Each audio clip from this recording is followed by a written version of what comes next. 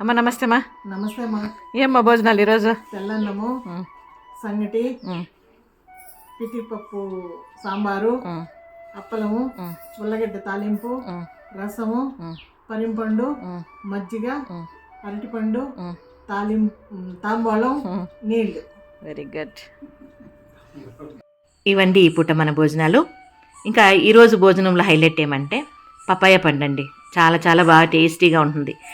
ఎందుకంటే మన చెట్లలో కాసినవి కాబట్టి చాలా బాగుంటాయండి.